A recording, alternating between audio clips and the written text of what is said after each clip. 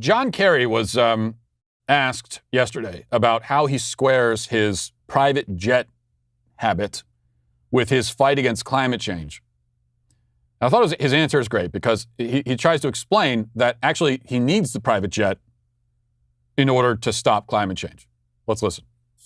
On that issue, pollution, I understand that you came here with a private jet. Is that an environmental way to travel? If you offset your carbon, it's the only choice for somebody like me who is traveling the world to win this battle. I negotiated the Paris Accords for the United States. I've been involved in this fight for years. I negotiated with President Xi to bring President Xi to the table so we could get Paris.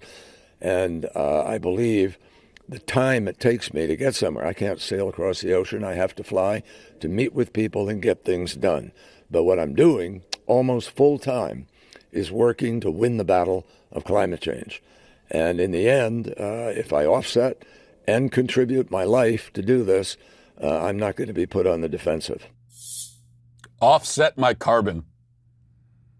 What's the science behind that? How does that work exactly? What's the exchange rate?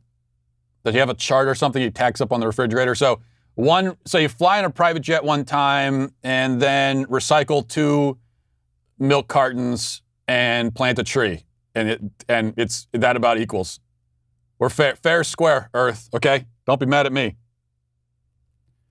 Oh, he has to fly around so he can do the job. Well, you can't do a Zoom meeting like everybody else has been doing? That's not going to be enough? You have to actually fly there, and if you do fly there, you can't take commercial? Oh, you can't take a boat? Why not?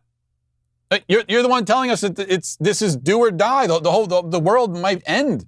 We're facing the apocalypse, but then we're trying to avert the apocalypse.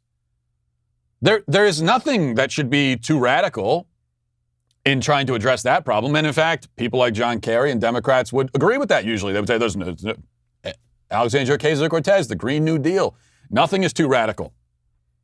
For us, though, see, there is no sacrifice too radical for us, for you, for me.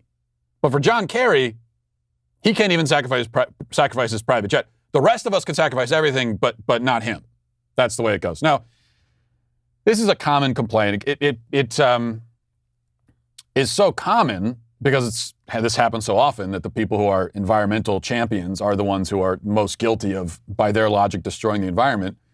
But the problem is it becomes almost a cliche to bring it up because we're so used to it, and it is often viewed as almost a cheap shot to bring up how people like this are flying on private jets. But it's not a cheap shot.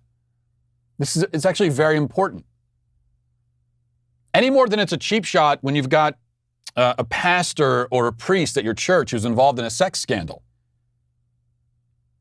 If you go to that church and you care about the sex scandal, that's not a cheap shot on your part. It's not irrelevant.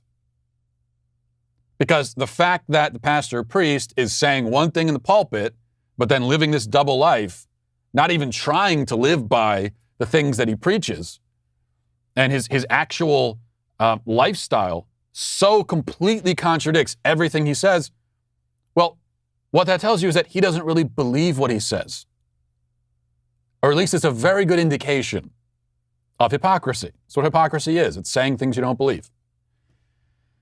And you can't have someone leading your church who doesn't believe the doctrines, can you? Climate change is its own religious doctrine. And so it's very interesting that almost all the high priests and high priestesses of climate change don't appear to really believe the doctrine. And when this becomes so common, then you start to think, maybe there's a problem with the doctrine. The people who profess to know the most about it and are the most focused on it don't actually believe it. In their personal life, they take it about as seriously as I do, which is, I don't really take it seriously at all. But I'm still not flying on private jets. That is a sacrifice that I have chosen to make. Not going on private jets. Well, I hope you enjoyed that clip from the Matt Walsh Show. If you did, go ahead and hit that subscribe button right down there so you can stay up to date on all of our future content.